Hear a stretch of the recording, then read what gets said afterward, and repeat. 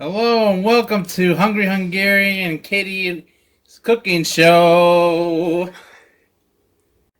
The hunger dream of the day is loaf. That's right, today's hungry dream of the day is just a simple classic starter meatloaf. I'm going to show you how to do it and then you can change it as much as you want, but this is going to be the simple basics of how to make a classic meatloaf.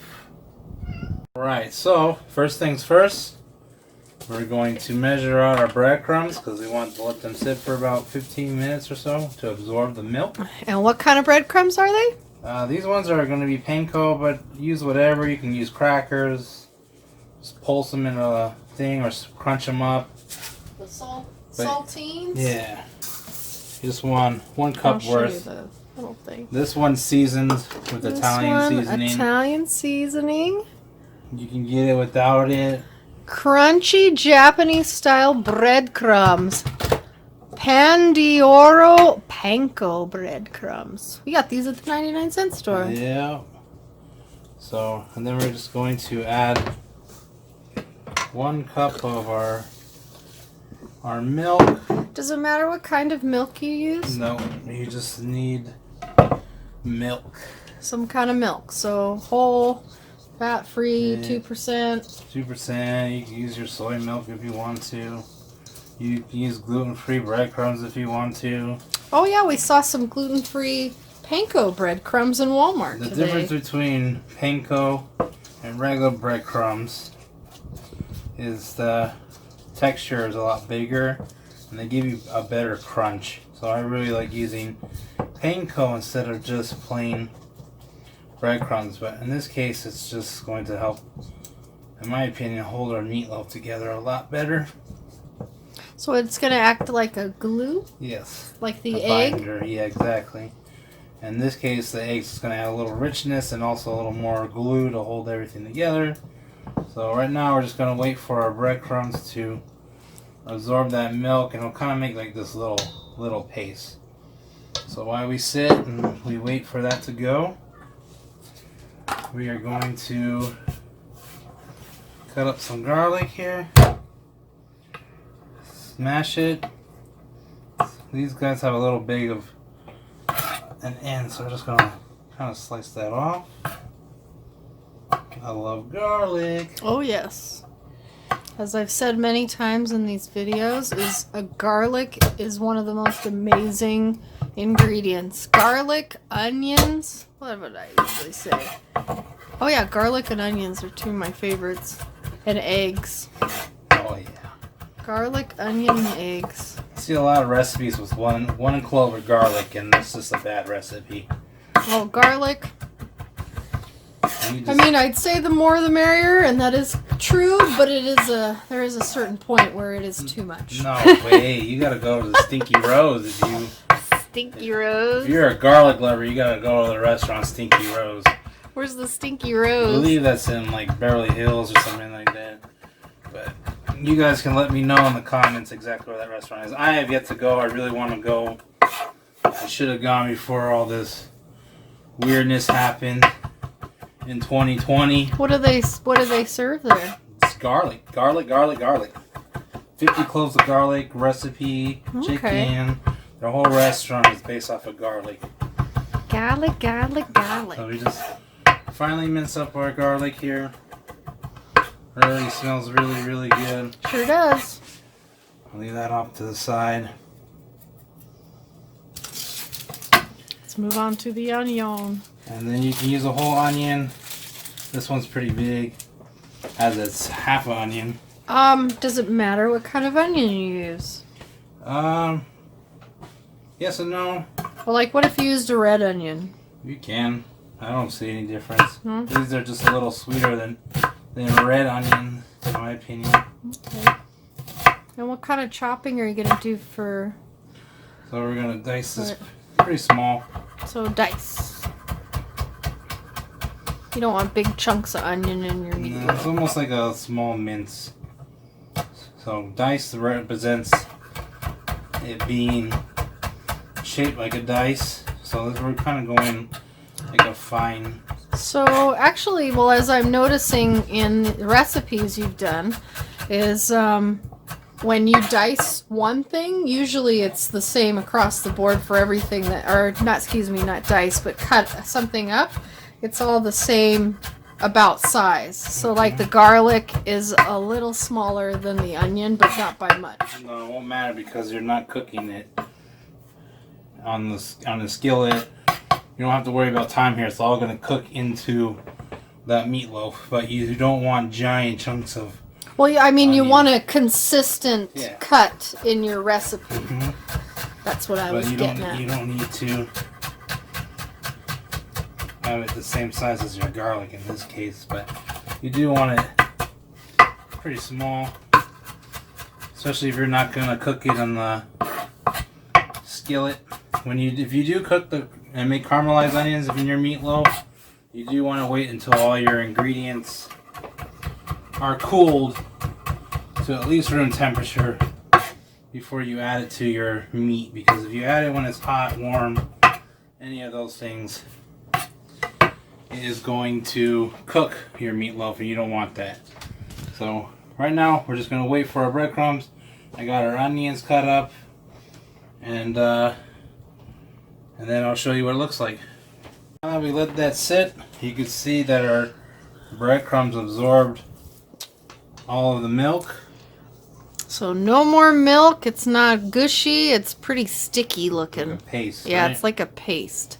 Alright, so we're good to go. And then we'll just add our garlic here. Add all our onions here. Like I said, you can cook this too and then throw it in here, but I don't feel like doing that because I'm just showing you how easy it is just to throw this in one pot and you're done pretty much. So we got our garlic and our onions in there. I'm going to crack our egg. Boop, boop, boop, boop. Throw it in there.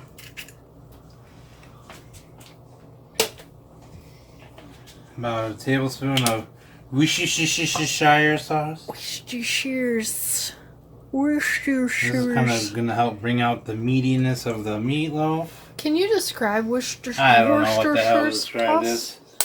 It's vinegar, molasses, It's got and kind malt of a vinegar. tangy taste to it. Tangy, vinegary taste. Just You've never had it before. Some weird sauce that somebody came up with. I don't know. And we use a meatloaf now. Yeah.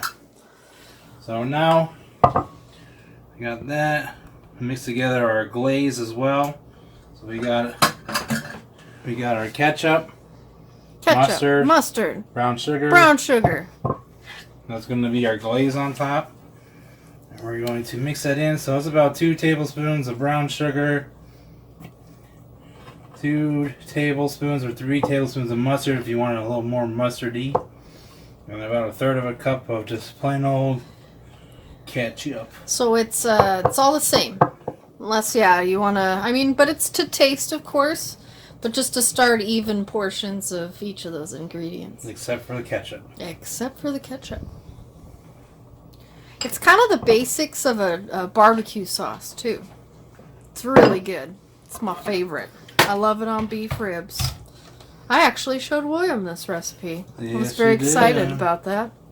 Well, Thank she you. showed me the glaze. One for KDM. Show me her glaze. So we call this Katie's glazed meatloaf. Katie's glazed. I love meatloaf. I have had so many different kinds of meatloaf from different friends whose moms made it. Usually moms. And this was one of my absolute favorites. My mom actually just used to use saltine crackers, I know, for her bread base, but she would just put ketchup on top, which I'm sure a lot of people are familiar with the ketchup as the topping of a meatloaf. Did your mom make meatloaf? All the time. All different kinds. Mushrooms, whatever she had on hand is a good way to use up a lot of different stuff and sneak vegetables and things, But so right now we're measuring our ground beef. And this is a 80-20 mix. You can use 90-10. I like using 80-20, has a little more fat. I'm measuring about a pound and a half or so of this. So I accidentally do a little bit too much. Do you recommend people get a scale for their kitchen? Absolutely. Do you recommend a digital, or do you do you think like those little digital all the way? Digital all the way. All the way, Renee. You don't have to wait for it to stop bouncing around. Yeah. It's more accurate for a digital scale.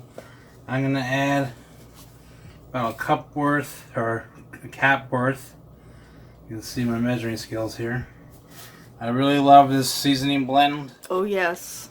We're gonna Stuff add is that. fantastic. Let's look at this again and review. This stuff is amazing. It is one of my absolute favorite spices that we found. I don't even know why we found it. We just were rummaging through Costco and ran across this one, and I will you don't tell like you, salt in your food. So I there you don't. go. Yeah, I'm not. William and I have a lot of debates about salt, especially on vegetables. So I don't we're like gonna salt in add vegetables. about a tablespoon of kosher salt here. But we definitely agree on that no salt seasoning. Yeah. So we're going to start off with about a tablespoon. And then you're just going to mix. I'll mix all this loveliness together in the bowl.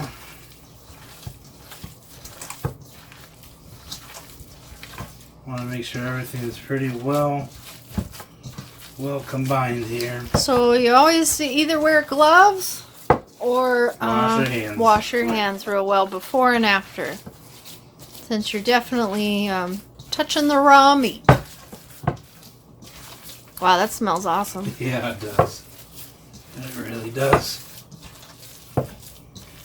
Always excited to eat meatloaf. What's that restaurant called that serves all different kinds of meatloaf? I have no idea. Maybe I know somebody what you're out talking there, about. a viewer, knows what that's called. I saw it one time as a special on Food Network. Okay. And then we have a Norm's meatloaf recipe, which I guess they're famous for meatloaf, right? Mm-hmm. And Norm's is a breakfast place? No, it's like a Deli? Denny's. Oh, it's like a Denny's. So you don't want to over mix this too much. You just want to mix it so everything comes together. Now, what would you feel would be overmixing? What would you notice? So it'll get tougher. It'll get tougher. Okay. So kind of similar to dough. Yep.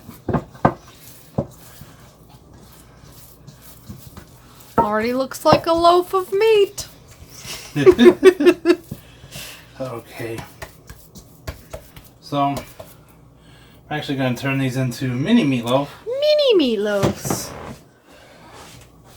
And what's awesome about these is that you can save them, freeze them, and save them for later. Yeah. So we So got we some found little these ones little here. loaf pans. I'm going to give this a try. See how many this makes. That'd be really cool. And actually, this is one of the home cooked meals we're doing Eventually, yes. eventually. That's a different time and different topic. Alright, so now we're going to taste our meatloaf. And I'm going to show you how to taste for seasoning. So, spray a pan with oil. Doesn't matter what it is, just put no flavor oil into it. And you're just going to take a pinch of our meatloaf here. And this is to taste it? Yeah, it's for seasoning because you can't taste raw meat. Mm-hmm. And you don't know, it may need a little more salt. It may be perfect. I've never seen this before. Never even thought about doing it. You just kind of wing it and then hope for the best. And that's why it's called Katie's meatloaf. Well, not just Katie's meatloaf, excuse me. That is not true. So, I'm sure a lot of people out there know what I'm talking about. so we're just going to What a weenie. cook our meatloaf. Even this is a little bit too much, but it's called a William taste test. It'd be nice I could share it with Katie too. Yeah, we'll see. So we're just gonna cook our meatloaf. Taste tester here. Now, when they go in the smaller loaf pans, is it going to take less time to cook them? Or I'm about to find out. Oh, it's all an experiment in this video. Usually when you put it in a loaf pan, just by itself, it takes about an hour. I presume it'll take maybe 30 minutes, 40 minutes, but we'll see. I don't go by time. I just have a rough estimate usually what it takes. I use a meat thermometer, which I will show you guys how to use. Well, and to be honest, everything varies because everybody's got a different stove and different temperature in their household, right? I mean, all that stuff honestly makes a huge difference. So you can see how well our meat is staying together. So that means we got our ratios right. What a cute little meatloaf burger. Smells so good. It smells good. Bob from Bob's Burgers would be proud, so would SpongeBob. We don't have licensing to say that, Katie. Yes, we do. Because I said so. Oh, yeah? Yeah. Well, you could tell that to the producer. Just don't mention it anymore. Yeah. Alright, so that smells good. Smell the garlic in there, smell the onions, smell the seasonings. Nice little brown on there.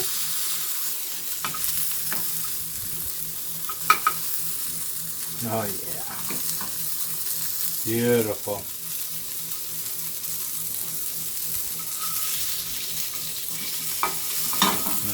This is silly. Woo!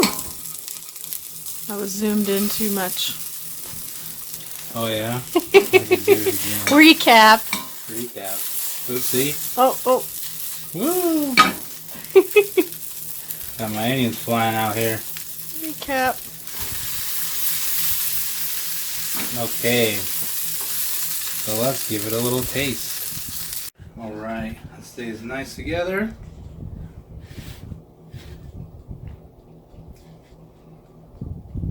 Oh, that seasoning is really good. Yeah, I don't need to do anything. Awesome. Alright. Good to go. So now we're going to fill our loaf pans. Alright. If you don't have a non-stick pan, just give it a little spray. But you shouldn't need to. There's quite a bit of fat in this. So we're just going to take our meatloaf and put it in our pan. And press it down. How much, I mean, like, when you fill one of those up with, like, batter or bread, what would be the ratio from the top? Like a third? Yeah. 3/4? In this case, it's probably about... It's about, like, 3/4. This is probably about a quarter from the top or so. Quarter from the top. This will puff up a little bit. And did you grease it or anything? You can, but you don't need to. It'll pretty much pull from the sides eventually. Yeah, because it's full of fat. Because it's full of fat. And if you were going to do this with all the pans, you would weigh out your meatloaf as a whole first, and then be able to divide it evenly amongst how many of these kinds of dishes you'd put them in, right? Exactly. So there's one right there.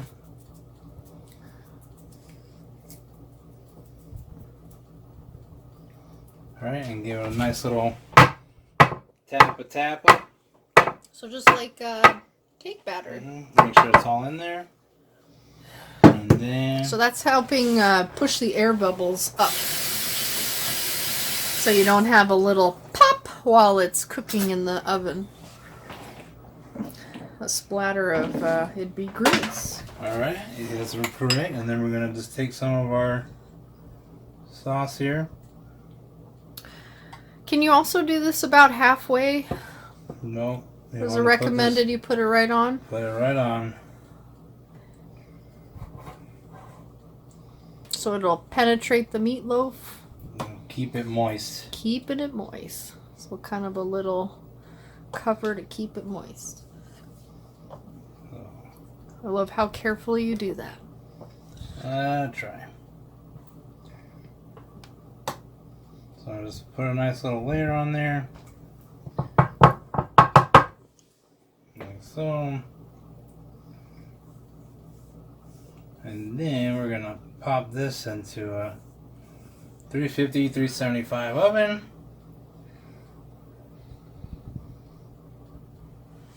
For about, I'm gonna do it for 30 minutes, but I'm also gonna put in my meat thermometer as well.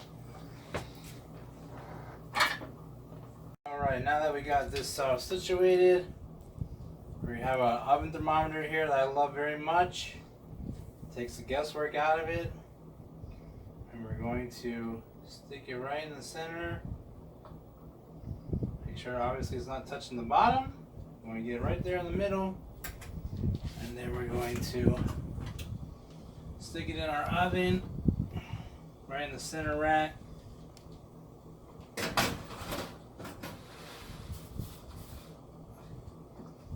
And then I like this because I just sit it here. I have one that comes with me. I programmed it. It'll go off at 160. You can bring it closer. Oh, I know it's done at 165, but it'll carry over cooking time. Just because you pull it out of the oven doesn't mean that it stops. So I got it programmed for 160. We're good. This will beep when it gets there, and then I can just simply take it out. I can bring this with me. I don't have to sit here and guess how long it's going to take. Should take about 30 minutes or so, but I got this. It's done. When it's done, I can go do whatever else I need to do and not have to worry about this. So see you in about 30 minutes. Alright, timer's going off. That means it's done. Means it's hit 165, correct? No, it hits 160. 160, that's excuse what me. I set it for. Because it's going to have that carryover cooking time. We're going to pull these bad boys out. Beautiful.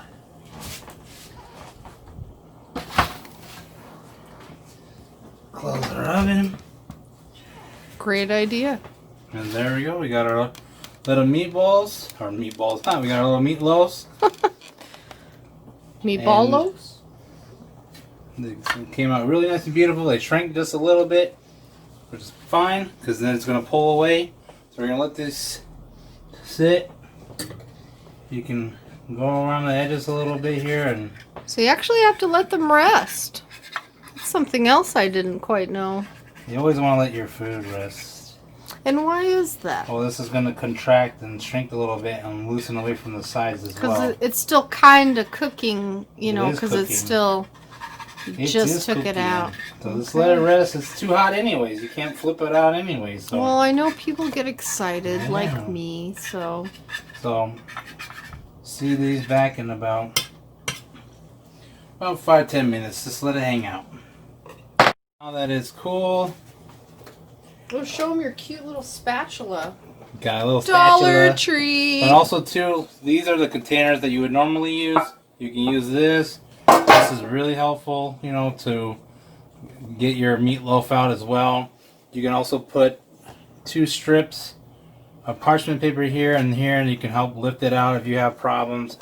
But honestly, you shouldn't. It should just slide right out. So it's cool enough for me to handle. And then we'll just come in here, get all that, drain that grease out. Ooh, let's show them the grease in there. Oh my. So Wow, look at all... I thought I had 80-20, but this actually turned out to be 70-30, so that's why I kind of shrank the way it did. So 90-10 is the best for this, or 80-20. I can't believe how much grease Yep. is in there. Wow. Just take that off to the side. Do not put it down the drain. Reminder. Alert, alert. Alright, here we go. Grease solidifies and it will ruin your pipes. Yes. So make sure put it in an old coffee tin or something. Oh, that's good. Let's look at your face.